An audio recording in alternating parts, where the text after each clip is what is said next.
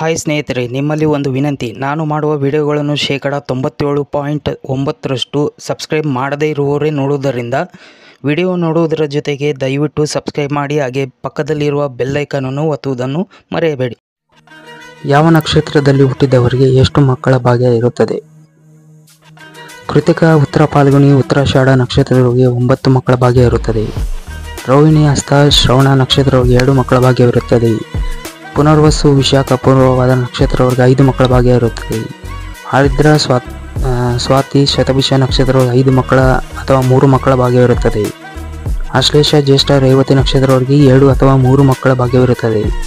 ಭರಣಿ, ಪೂರ್ವಾಷಾಢ, ಪೂರ್ವ ಫಾಲ್ಗುಣಿ ನಕ್ಷತ್ರದವರಿಗೆ 2 ರಿಂದ 5 ಮಕ್ಕಳ ಭಾಗ್ಯ ಇರುತ್ತದೆ.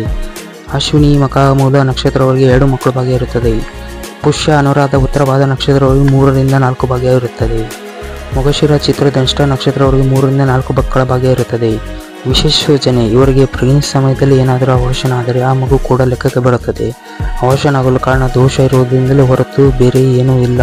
ಇದರ ಬಗ್ಗೆ ಗಮನ ಹರಿಸಿ. ಪ್ರೀತಿಯಿಂದ ಧನ್ಯವಾದಗಳು. ನಮಸ್ಕಾರ. ಇನ್ನೂ ಹೆಚ್ಚಿನ ನನ್ನ ವಿಡಿಯೋಗಳು, ಮಾಹಿತಿಗಳು ತಿಳಿಯಬೇಕಾದರೆ ನನ್ನ ಯೂಟ್ಯೂಬ್ ಚಾನಲನ್ನು ಸಬ್ಸ್ಕ್ರೈಬ್ ಮಾಡಿ, ಲೈಕ್ ಮಾಡಿ, ಶೇರ್ ಮಾಡಿ. ಪ್ರೀತಿಯಿಂದ ಧನ್ಯವಾದಗಳು. ನಮಸ್ಕಾರ.